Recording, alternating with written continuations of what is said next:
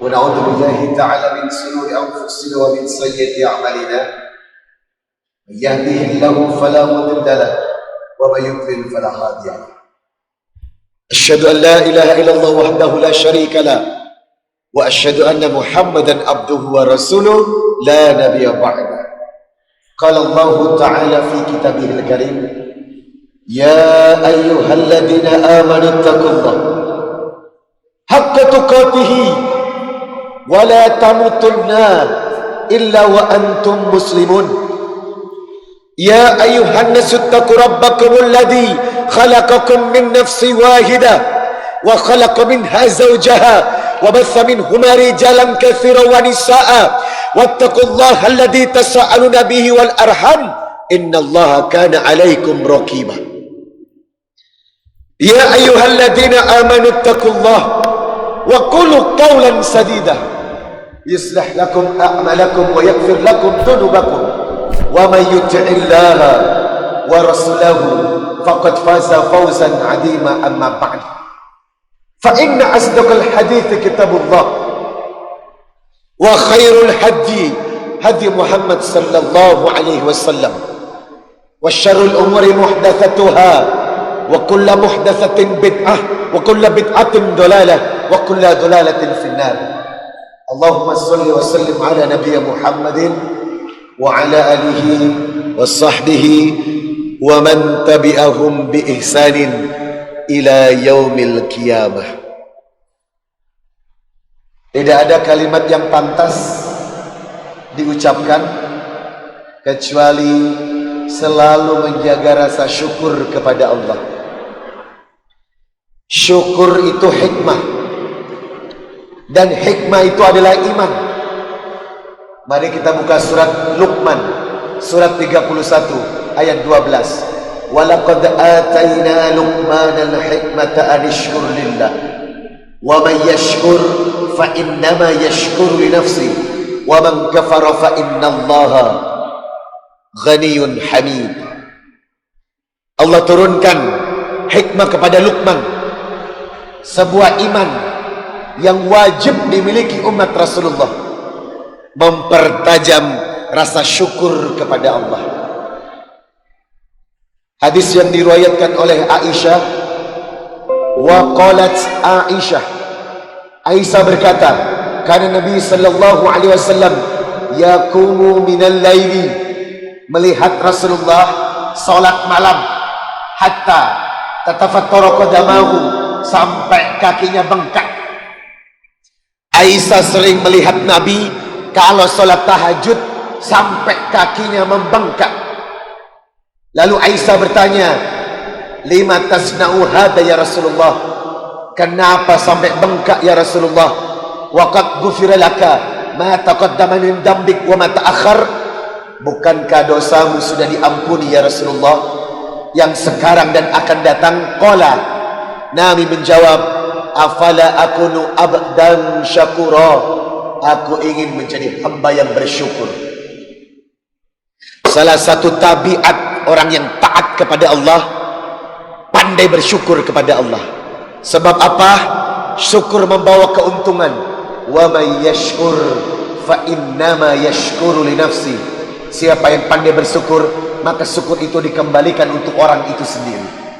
Maka malam ini saya bersyukur sebab dipertemukan Allah di majelis rumah Allah, di masjid, dan dipertemukan dengan hamba-hamba Allah calon penghuni syurga. Jami'ah rahimakumullah. Allahumma aftah li abwaba rahmatik. Setiap orang yang berada di dalam masjid pulang membawa rahmat.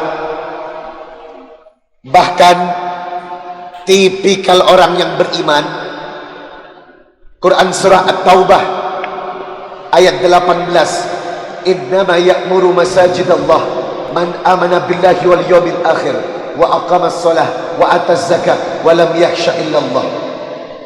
Orang-orang yang memakmurkan masjid adalah orang-orang yang sholat di dalam masjid. Maka siapapun yang berusaha 5 waktu di masjid, mereka tergolong orang-orang yang akan mendapatkan perlindungannya Allah. Sekaligus selamat kepada bapak-bapak yang hadir malam ini, karena Anda terbebas dari sifat munafik. Selamat kepada kaum lelaki yang saat ini duduk di masjid ini, karena Anda terbebas dari alal munafikin, tabiat munafik. Mari kita perhatikan hadis riwayat Bukhari nomor 657. Rasulullah bersabda, laisa sholah asqalah, tidak ada solat yang memberatkan alal munafikin, untuk orang-orang munafik, min solatil fajri wal isya. Lihatlah solat subuh dan isya'nya. Kalau Anda melihat laki-laki solat isya dan subuhnya tak mau di masjid berjamaah, berarti jelas inilah yang disebut alal munafikin, orang-orang munafik. Kenapa? Walau ya'lamuna ma fihima, seandainya orang-orang sadar dan tahu fadilah dari solat subuh, fadilah dari solat isya berjamaah, la'atauhuma walau hadwa, maka orang akan datang ke masjid walaupun dengan cara merangkak. Sayang, banyak orang tidak sadar kalau kekuatan umat Islam diukur dari solat subuh. Sayang, banyak orang yang tidak mengerti kalau umat Islam ini akan hebat kalau diukur dari solat subuhnya. Bahkan orang Yahudi saja mengerti hadis ini. Umat Islam ini akan hebat kalau solat subuhnya sebanyak solat Jumat. Masjid ini akan makmur kalau solat subuhnya sebanyak solat Jumat. Kalau kita menemukan masjid setiap subuh berbondong-bondong manusia datang menegakkan solat subuh berjamaah seperti solat Jumat, maka Islam akan menjadi agama yang paling ditakuti dan punya martabat. Tetapi kenyataannya kita masih munafik. Masjid masih kosong di waktu subuh dan isya. Padahal hadisnya sudah jelas. Hadis Muslim nomor 437. Walau ya'lamuna ma fil atamati was subhi, seandainya mereka tahu tentang fadilah solat isya dan subuh berjamaah, la'atauhuma walau habwa, maka mereka akan mendatangi masjid dengan cara merangkak. Apa yang bisa kita ambil dari pelajaran hadis ini, Bapak, Ibu? Bagi Anda laki-laki, jangan sampai meninggalkan solat subuh dan isya berjamaah di masjid. Kalau Anda laki-laki sengaja meninggalkan solat isya dan subuh berjamaah, inilah disematkan alal munafikin, sifat munafik dalam hati kita, sifat munafik dalam tabiat kita, sifat munafik dalam perilaku kita. Maka kita berdoa mudah-mudahan tidak tergolong laki-laki munafik yang meninggalkan sholat isya dan subuh berjamaah. Hadirin yang dimuliakan Allah Subhanahu wa ta'ala, Nabi berkata,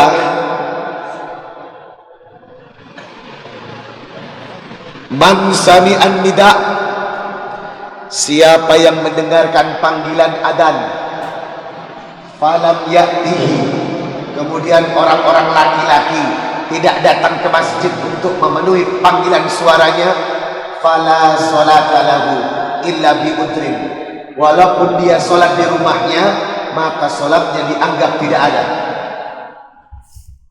Buat apa bangun masjid sebesar ini, Pak? Buat apa bangun masjid semega ini kalau ternyata yang sholat tak sampai separuhnya? Kenapa umat tidak pernah sadar? Kenapa umat ini tidak pernah sadar? Peradaban ditentukan dari sholat. Itulah yang membuat Rasulullah ketika hijrah dari Mekah menuju Yastrib, dari Mekah menuju Madinah, yang dibangun pertama kali adalah Masjid Quba.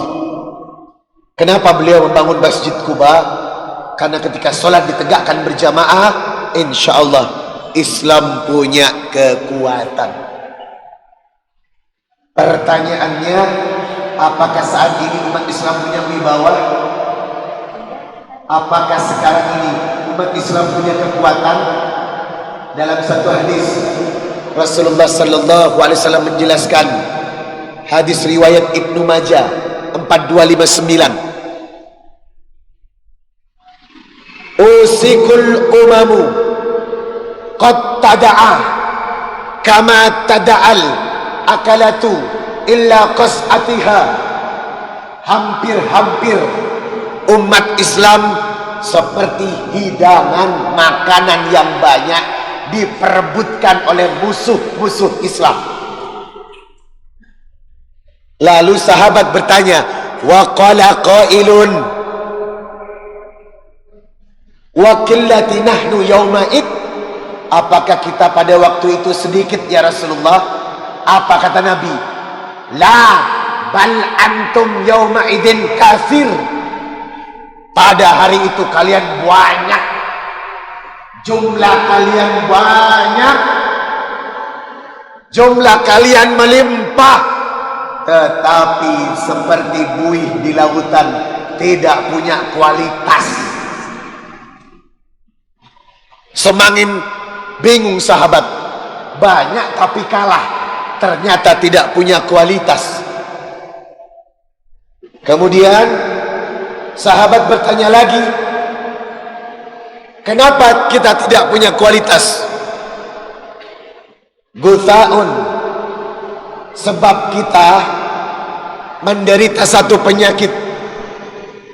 Wal yakdakfinallah fi qulubikumul wahan. Umat Islam menderita satu virus yang lebih parah dari corona. Umat Islam digerogoti virus yang lebih parah dari corona.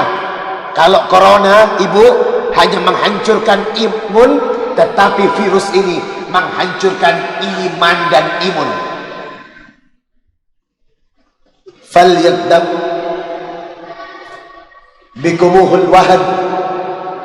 Virus ini bernama al-wahan. Faqala qailun, ya Rasulullah, mal wahan? Ditanya lagi, ya Rasulullah, apa itu virus wahan? Qala, Nabi menjawab, hubbud dunya wa karahiyatul maut.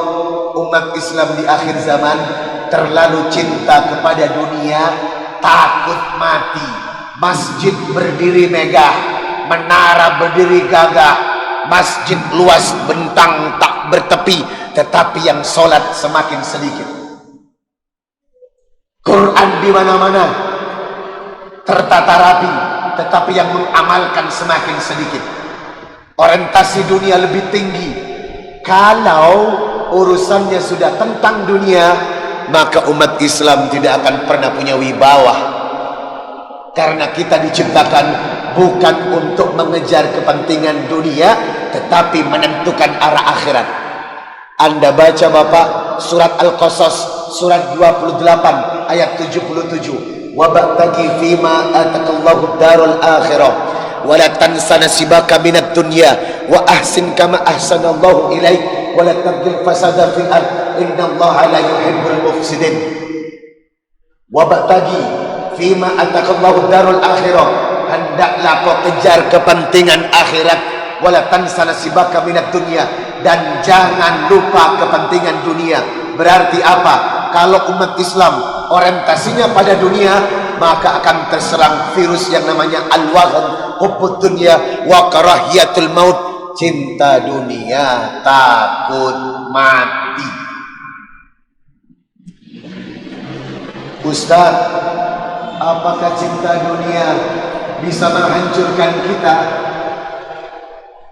Pasti. Sebab kata Nabi, man kanatid dunya hammah, siapa yang dunia menjadi tujuannya, farakallahu alaihi amrahu, Allah hancurkan urusannya di dunia. Wa ja'ala faqrahu baina ainaihi. Allah tanamkan kefakiran di antara kedua matanya. Allah cubut rasa syukur dalam hatinya, yang adalah sifat tamak dan rakus. Tolong perhatikan negeri ini, Pak. Tolong perhatikan negeri ini. Berapa banyak pejabat-pejabat dan pemimpin yang sudah digaji besar tapi masih korupsi uang negara. Kenapa? Allah tanamkan rasa rakus dan tamak. Kalau sudah ini melanda umat, kalau sudah ini melanda bangsa, urusan kita akan hancur lebur.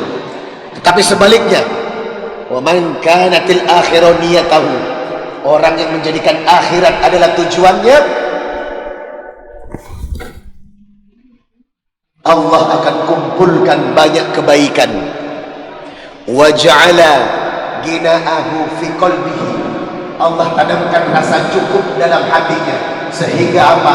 Tidak mudah untuk mengambil hak orang lain, tidak mudah untuk menipu orang lain, tidak mudah untuk bertransaksi curang kepada orang lain, tidak mudah untuk menzalimi orang lain, tidak mudah mengkebiri hak-hak orang lain, karena dia tahu rasa syukur sudah cukup dalam hatinya. Allah yang memberi, karena dia tahu tujuannya adalah akhirat, bukan dunia yang banyak menyilaukan orang-orang. Jamaah hadirin yang dimuliakan Allah Subhanahu wa ta'ala, tolong jaga umat ini ya Pak. Kalau umat ini tidak ingin dihancurkan oleh Allah, ayo bersama-sama pasangkan orientasi kita kepada akhirat. Kalau negeri ini akan dibantu sama Allah, mari berjalan dengan prinsip Quran dan hadis. Sebab Nabi bersabda, taraktu fikum amraini lan tadillu ma tamassaktum bihima, kitaballahi wa sunnata rasulihi. Dua perkara yang aku tinggalkan kepada umatku, selama umatku berpegang teguh kepadanya tidak akan pernah sesat, yakni Quran dan hadis. Hadirin yang berbahagia, kita ingin bangsa kita terselamatkan. Kita ingin negeri ini menjadi baldatun thayyibatun wa rabbun ghafur.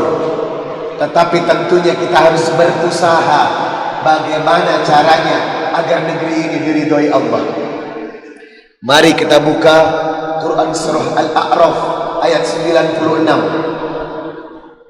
Walau anna ahlal qura amanu wattaqau lafatahna 'alaihim barakatin minas sama'i wal ardh walakin kadzabu fa'akhadnahum bima kanu yaksibun.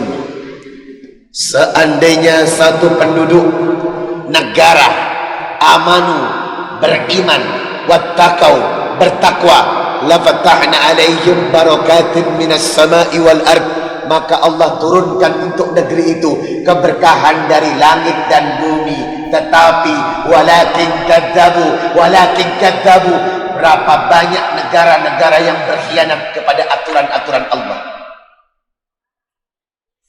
Lanjut satu ayat di atasnya, Al-A'raf ayat 97. Walau anna ahlul qura ayyatiyahum ba'suna bayataw wa hum naimun, apakah mereka merasa aman dari bencana Allah yang rata-rata datang pada malam hari saat mereka sedang tidur?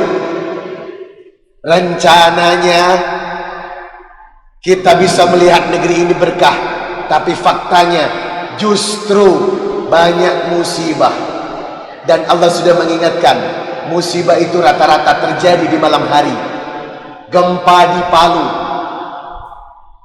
gempa bumi di Lombok, gempa dahsyat di Iran. Kenapa tanah sampai melulu letakkan permukaannya? Kenapa tanah sampai muntah?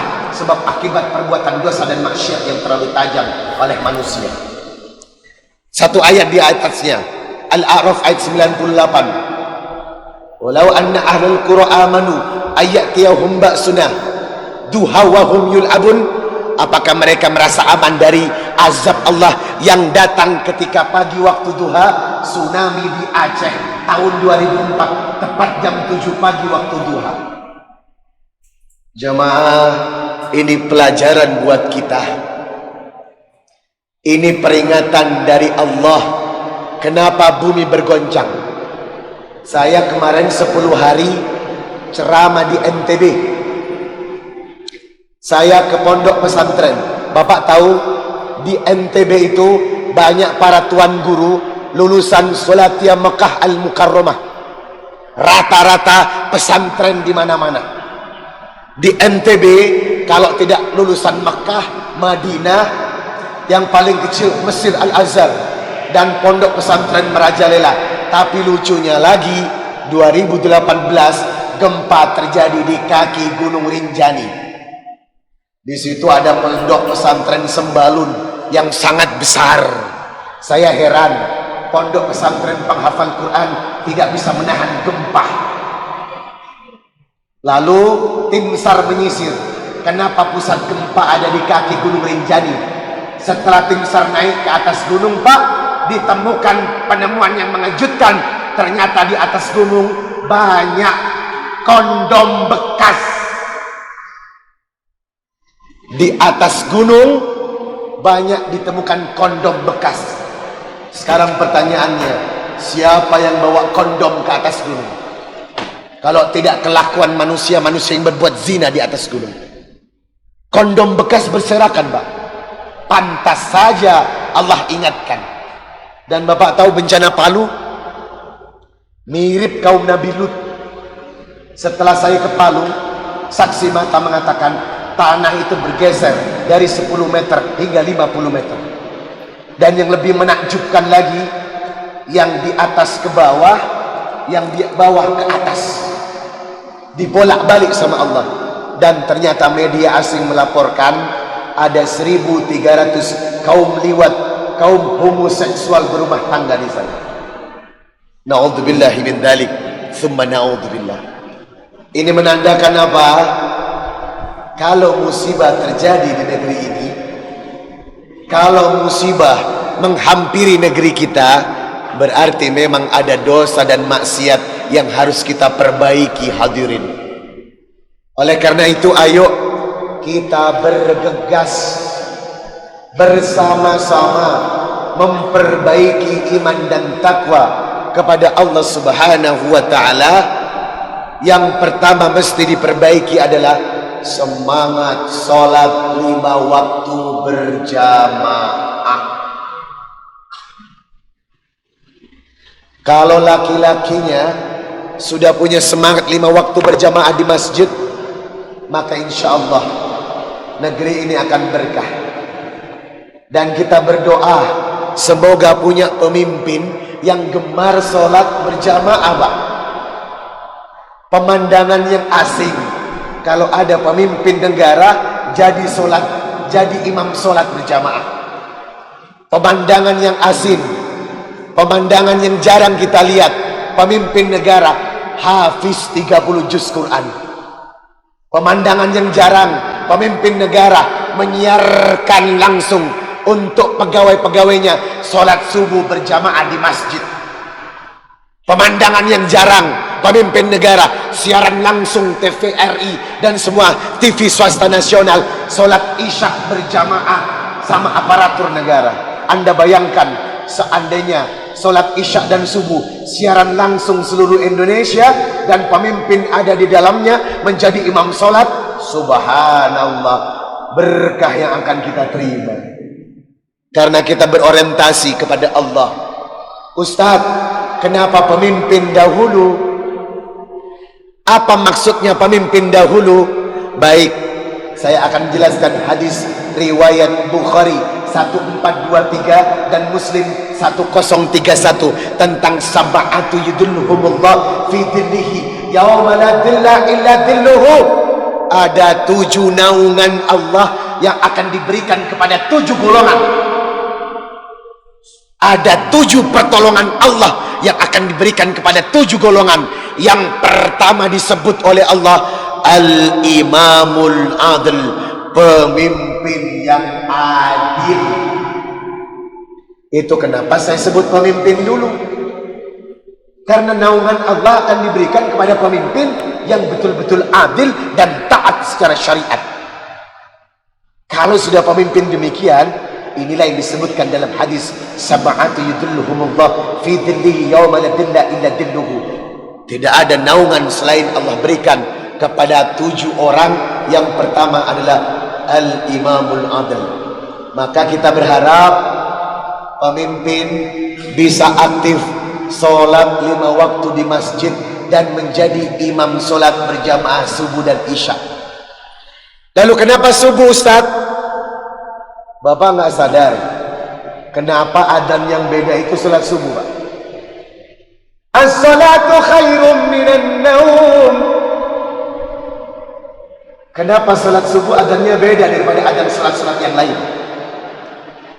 Karena Rasulullah berdoa, Allahumma barik li ummati fi bukuriha. Ya Allah, berkahi umatku di pagi hari. Dan Allah juga menjelaskan dalam Quran surah Al-Isra 78, aqimis shalah liduluki samsi ila ghasaqil laili wa Qur'an al-fajr inna Qur'an al-fajri kana mashhuda. Tegakkan solat 5 waktu ditambah solat fajr, solat subuh, sebab puncak peradaban kemenangan umat ditentukan dari solat subuhnya. Itu mengapa kami ingin gerakkan solat subuh dan isya berjamaah agar kita punya peradaban yang berwibawa. Hadirin yang berbahagia, solat isya berjamaah rahimakumullah. Dari sinilah akan hadir sosok pemimpin yang hebat. Rabbi berdoa kepada Tuhannya untuk memasukkan dia kepada golongan-golongan yang baik, wasultanan nasira, dan hadir pemimpin yang betul-betul menolong. Makanya kita berdoa, semoga Allah hadirkan negeri ini pemimpin-pemimpin yang menegakkan 5 waktu berjamaah di masjid, lebih-lebih solat subuh dan isya berjamaah. Maka insyaallah la fatahna alaihim barakatin minas sama'i wal ard. Negeri ini akan diturunkan berkah dari langit dan bumi. Amin ya rabbal alamin. Isya jam berapa, Pak? Sudah masuk ya? Sedikit lagi ya? Lanjut Ibu. Oh. Lanjut Ibu. Oh, luar biasa. Baik, saya akan lanjutkan tadi tentang perkara yang akan mendapatkan naungan Allah. Sab'atu yudhilluhumullah fi dhillihi yawma la dhilla illa dhilluhu. Ada 7 golongan yang akan mendapatkan naungan Allah, yang tidak ada naungan selain naungannya Allah. Yang pertama, al-imamul adil, pemimpin yang adil. Yang kedua, syabun nasya'a bi ibadatillah, pemuda-pemuda yang gemar beribadah. Kalau anak muda duduk di belakang, itu namanya kerupuk. Sekali lagi, kalau ada anak muda duduk di belakang, itu kerupuk, Pak. Pemuda harusnya di depan. Yang bikin saya kecewa, di soft depan ini tak tampak pemuda pun. Yang ada adalah bapak dan ibu yang sudah mendekati maghrib.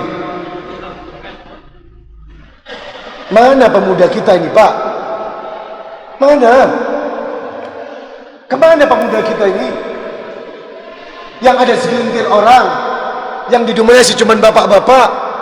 Lalu hadis ini akan dikemanakan? Syabun nasya'a bi ibadatillah, orang-orang muda yang gemar beribadah. Kita butuh anak-anak muda yang solid untuk taat. Karena generasi, Pak, harusnya di depan-depan ini adalah anak-anak muda. Kita akan mengalami krisis moral nih kalau anak-anak mudanya tidak ada di masjid. Maka kita berharap bangun pemuda-pemuda yang senantiasa taat kepada Allah. Bangun remaja-remaja yang bersinergi dengan kepentingan-kepentingan Allah. Buat institusi, kegiatan yang membawa mereka cinta kepada masjid. Sebab yang ketiga yang akan mendapatkan naungan Allah, rajulun qalbuhu mu'allakum fil masajid, orang-orang yang hatinya terpaut kepada masjid. Ini akan dilindungi Allah, Pak. Rajulun qalbuhu mu'allakum fil masajid, orang-orang yang ikatan emosionalnya dengan masjid luar biasa. Lalu yang keempat yang akan mendapatkan naungan perlindungan Allah, rajulani tahabba fillah ijtama alaihi wa tafarraqu alaihi, dua orang yang berkumpul karena Allah dan berpisah karena Allah. Bukan berkumpul karena kepentingan partai, bukan berkumpul karena kepentingan ormas. Yang ada bendera Ashabiyah berkibar. Kalau sudah bendera Ashabiyah berkibar, mereka akan egois mementingkan benderanya masing-masing. Padahal kita itu satu tubuh. Yang lucu lagi, Pak, negeri ini antar yang satu dengan yang satu saling menghina. Kelompok yang satu dengan satu saling menjatuhkan. Pemimpin yang satu dengan yang satu saling menghina. Ini tak boleh. Sebab Nabi mengatakan rajulani tahabba fillah ijtama'a alaihi wa tafarraqu alaihi, dua orang yang berkumpul atau lebih, berkumpul karena Allah, berpisah karena Allah. Kalau orang Islam berkumpul mengibarkan kepentingan bendera golongan bukan Allah dan Rasulnya, maka yang ada bukan persatuan tetapi kepentingan nafsu dunia. Yang kelima yang akan mendapatkan perlindungan Allah di naungan nanti, rajulun da'athu imra'atan, rajulun da'athu imra'atan da'atu manshibi wa qala jamali faqala inni akhafullah. Orang-orang yang dikasih perempuan, laki-laki yang dikasih perempuan, dia juga berhasrat tapi menolak dengan alasan inni akhafullah, sebab aku takut kepada Allah. Tapi ini sulit, Pak. Laki-laki dikasih perempuan. Kalau sampai karakternya seperti Nabi Yusuf, hebat. Ini sulit kecuali bagi mereka yang paham, senantiasa menjaga batas kemaluannya. Ini perkara zina, Bapak Ibu. Bapak tahu, Pak, angka aborsi di Indonesia itu tinggi. Apa itu aborsi? Mengkuret kandungan karena di dalam janin ada anak, akibat hamil di luar nikah. Berarti kalau sudah hamil di luar nikah, apa yang dia buat? Zina. Kalau sudah zina merajalela, inilah kehancuran tinggal menghitung saat. Bapak tahu nggak, angka pembuangan bayi di Indonesia tinggi, Pak. Saya punya teman Bupati Mandailing Natal, Sumatera Utara. Dia menemukan bayi di samping pos kamling yang sudah dikerubuti semut. Untungnya bayinya masih hidup. Sampai sekarang dipelihara Bupati. Cantik anaknya. Tega ya. Di zaman Rasulullah tidak ada orang yang tega membuang anaknya, apalagi membunuh anaknya dalam kandungan. Di zaman ini sudah masuk jahiliyah, lebih jahil daripada zaman Nabi. Bahkan di Jakarta, pemulung sampah menemukan bayi yang tertimbun sampah, Pak. Tapi sayang, separuh badannya sudah dimakan anjing. Negeri ini kenapa sih, Pak? Bangsa ini kenapa sih? Bangsa Islam terbesar di dunia, tapi mengkhianati Quran dan hadis juga luar biasa. Makanya jagalah kemaluan kita. Sudah masuk ya. Yang keenam, rajulun tasaddaqa bi shadaqatin, laki-laki yang rajin bersedekah. Dan terakhir, rajulun dzaqarallah, laki-laki yang pandai berzikir perempuan yang pandai berzikir, khalian fafadat ainahu, dia sering menangis air matanya karena takut kepada Allah. Maka mudah-mudahan 7 hal ini akan membawa kita kepada ridho Allah. Jamaah, saya keliling Indonesia ini hampir setahun, Pak. Punya misi mengajak hamba Allah untuk membela agama Allah, mengajak hamba Allah untuk berkontribusi membela perjuangan, membela Allah. Jadi kami punya misi membangun pesantren penghafal Quran se-Sulawesi Selatan.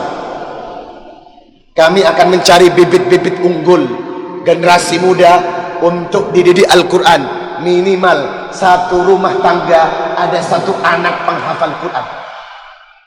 Dan Bapak tahu, kalau ada satu anak saja di rumah kita penghafal Quran, berarti Allah menyediakan 10 tiket surga untuk keluarganya. Dan ini gerakan yang luar biasa. Minimal satu keluarga ada satu anak penghafal Quran. Bagaimana caranya?